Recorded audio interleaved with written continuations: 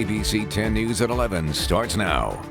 Welcome back. We are showing you the outside podium at Viejas Casino Event Center in Alpine. You can see fire officials are there getting ready to give us an update on the progress they've been making with the Valley Fire, and they have steadily been making progress over the last couple of days. Containment has gone up now to 32%.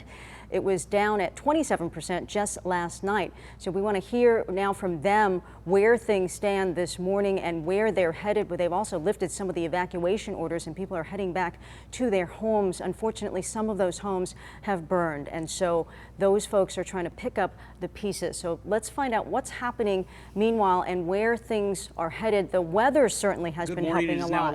So here we go. Let's listen. Begin our briefing. My name is Isaac Sanchez. I'm a public information officer assigned to the Valley Fire, and I'd like to welcome everybody to our September 10th briefing for the Valley incident.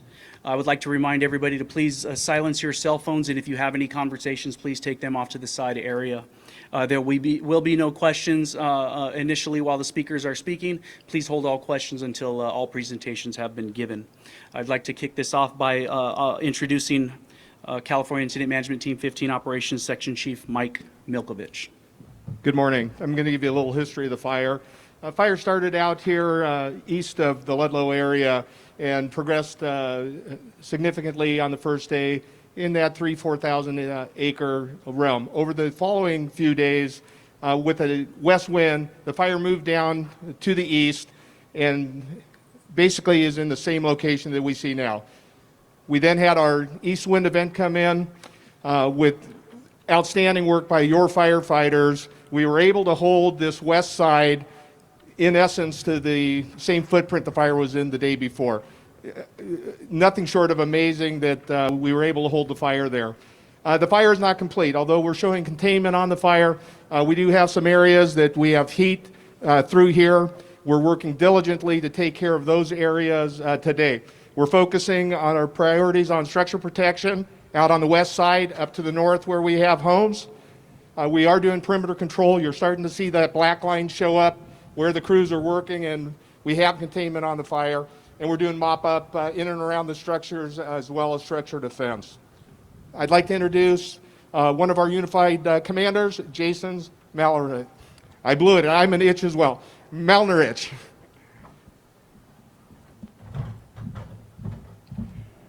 Good morning, everybody. Thank you for being here. Jason Malnerich, CAL FIRE San Diego, San Diego County Fire. First and foremost, I'd like to thank our friends and partners with Viejas for providing the accommodations and hospitality and support through this incident from the start. As Mike said, we've made pretty good progress on this fire and are feeling good in the progress we have made. I'd like to recognize the firefighters on the ground for the efforts they put forward through their hard work and commitment. Attention to detail. They have made a tremendous amount of success out there. We are currently at 17,665 acres. Minimal growth since the last press conference 2 days ago. Just shows the amount of success we've had out there through this wind event. Currently sitting at 32% containment, and we do expect those containment numbers to continue to go up as we move forward over the next couple days.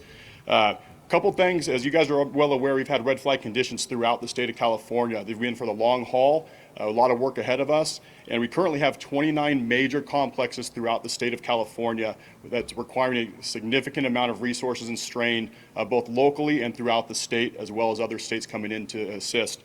37 new fires just yesterday in initial attack status, just to show the amount of additional strain that comes up in those, in addition to those prolonged incidents that we are now dealing with. Currently, there's over 2.6 million acres that have been consumed by vegetation fires this year throughout the state of California.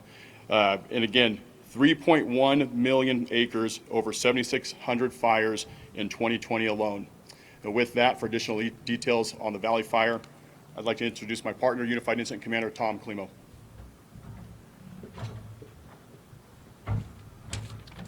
Thanks, Chief. Tom Klimo, Incident Commander, California Team 15. As I had stated the other day in the press conference and alluded to by Chief Milkovich, we would not be where we are today in this footprint without the incredible efforts, incredible relationships that are enjoyed by this county. It's become very clear to myself and my team that the lessons that were learned here from previous fires have resulted in a level of cooperation that frankly is required to get us to where we are today. Some of those relationships include a very unique agreement, unique within the state of California, with the military, specifically to allow us to access aircraft that otherwise would not be available. This includes the 3 Navy ships that we had here, airships, and 2 Marine Corps ships, that when watching them was a very orchestrated, water-dropping response to secure areas of line that we otherwise would have not been able to secure. That is the type of cooperation and relationships that we need to have to be successful. As Chief Mallenrich alluded to, the fires that are going on in the western United States right now are unprecedented, even to our most senior leadership and senior, most tenured people on incident management teams in this country. We have not seen this before. We cannot get through this unless we get through it together. Despite the resource challenges on this incident, with the cooperation of CAL FIRE, the incident management team, and the Forest Service, we've been able to acquire the necessary resources, nearly 1,000 firefighters, to take care of this challenge that we have on the hill behind me.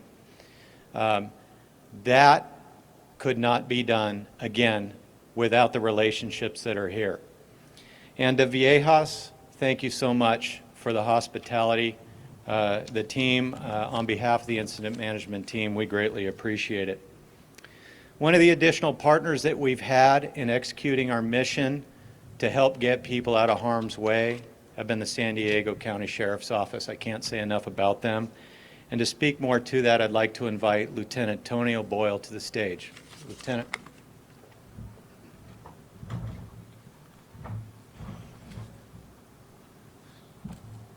Good morning, folks. I understand that this fire incident has caused a great deal of stress, anxiety, and frustration among the residents, and we empathize with that and anyone who has been affected by the fire. I just would like to assure everybody that every decision that comes from our unified command is done with the #1 priority of preservation of life and safety. I would like to talk a little bit about repopulation. We have some areas that are still under evacuation order. We would encourage everybody to stay out of those areas. Just because you don't see smoke or flames doesn't mean there aren't hazards in there, and there are. Down power lines, gas leaks, unstable boulders and hotspots. So please stay out of those areas. Most of the areas actually have the evacuation orders have been lifted and changed to evacuation warnings, but we would encourage everybody to be vigilant and be ready to evacuate because conditions could change. What we would like everybody to do as well is, so you get the most up-to-date information immediately, register for evacuation alerts at readysandiego.org. I'd like to talk about some of the road closures as well. We still have some soft closures in effect, and so people understand what a soft closure is. It means that the road is closed and the only people who can pass are law enforcement, fire, and critical infrastructure such as gas, electric, those kind of vehicles. We do also have some resident-only closures. What resident-only closures means is that residents who can prove that they are from that area can access the area. So please be prepared to carry ID showing that you have a residence in the area you're trying to get into. Please, folks, if you're not from the area, stay away. It's not a time to be getting photographs. It's not a time to be flying drones. It's not a time to be getting video. Stay out of the area because it only inhibits fire's reaction to the issues that they have out there. Residents can find tips on how to safely return home at sdcountyrecovery.com. Thank you very much, and I would like to turn you over to Supervisor Tangenberg.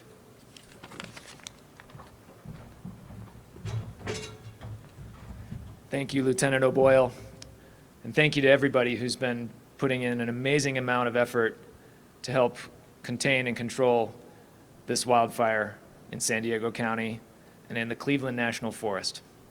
I am National Forest Supervisor Scott Tangenberg for the USDA Forest Service, responsible for the lands initially impacted by this fire.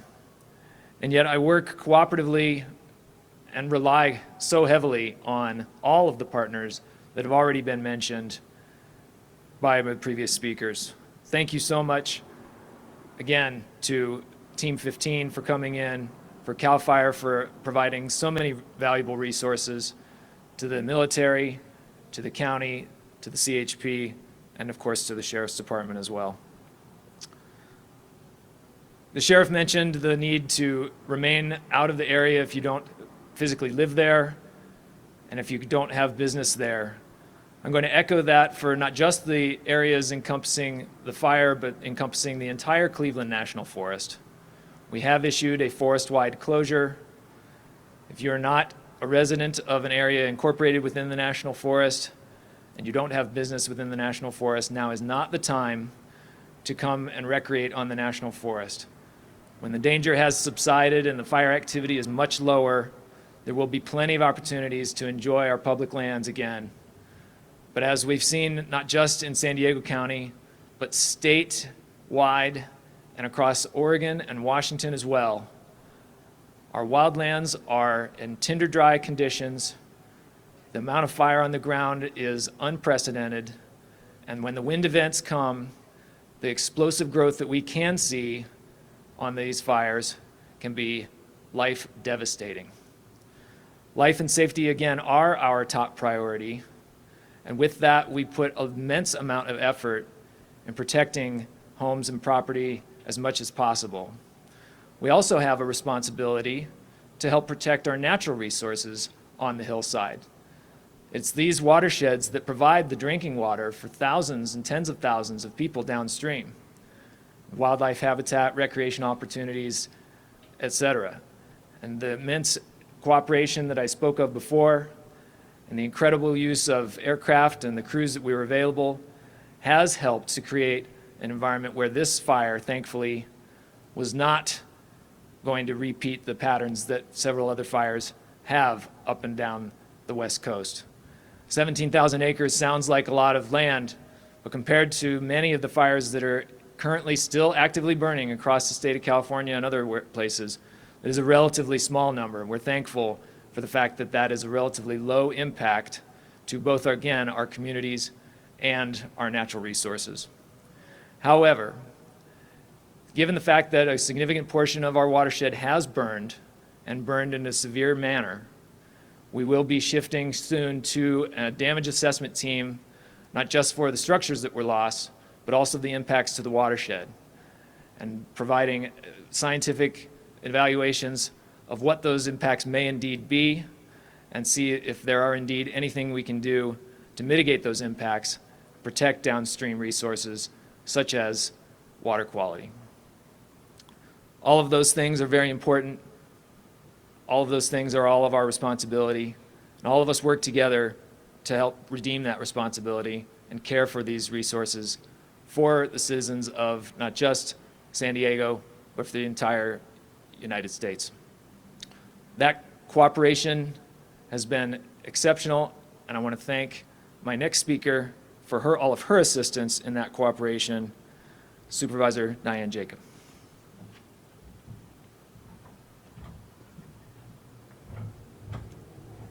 Good morning, and thank you very much, and particularly a huge thank you to all those that have been on the front lines. A phenomenal effort by our firefighters and the deputy sheriffs and the highway patrol and the ground crews and the aerial support. As we know, it's that 1-2 punch that puts out the fires. Oh, and I must mention Mother Nature, too. The anticipated fast and furious winds that we thought would be happening did not happen this time. Having said that, today is pretty much a good news day, but the fire is still burning and it's not out yet. And we have not reached the peak of our fire season. Remember, that peak usually happens in October. Some vivid reminders there. Our most damaging fires have occurred in October. So This is just a warning shot, basically, of what we might be facing in the coming months. This is not over. It's just starting. We were lucky on this one, and I can't say it enough, and it's been repeated by a couple of speakers before me. Now is the time, if you haven't done it, put together that Go kit, download the SD emergency app, sign up for reverse 911 notifications known as Alert San Diego, and at readysandiego.org. I want to briefly address those who have been directly affected, though. Those that have lost their home, the number so far is 30. And my heartfelt sympathy goes out to all of you. I don't think any of us realize the impact that losing a home has on the lives of those people, those families, those children. But the County of San Diego is here to help, and I want to send a message this morning of how you can secure that help. And we're here 24/7. I'm here 24/7 to do all I can to bring those resources to you. Victims that have suffered losses, you will face a long, tough road ahead. What I'm taking to the Board of Supervisors next Tuesday is first waiving building permit fees. When you're ready to put in your application for a building permit, you'll be put first in line, an expedited process, and I know a lot of you are not there yet. You're still cleaning up, and the property needs to be cleaned up, but we want to make the recovery effort as smooth as possible. So here's what you can do. Those affected by the fire should call the county's Recovery Assistance Hotline, and that number is 858-715-2200. Or you can email valleyfirerecovery@sdcounty.ca.gov. Both are staffed from 8 a.m. in the morning to 5 p.m. at night. The county is also preparing a local assistance center. We're well-skilled, well-versed in doing this now, and those centers, that center is going to be set up to assist residents that have been affected by the fire. Even if you've lost an outbuilding and you haven't lost just a home, but an outbuilding, any kind of a structure to help you. This will include representatives from state and local agencies, including County Public Works, the Health and Human Services Agency, State Department of Insurance, and many, many others will be there all in one location to provide you assistance, a one-stop shop. That location will be at the Rancho San Diego Library, and the hours will be Saturday, Sunday between 10 a.m. and 6 p.m., and on Monday between 11 a.m. and 7 p.m. Again, that's the Rancho San Diego Library, Saturday, Sunday hours 10 to 6, Monday hours 11 to 7.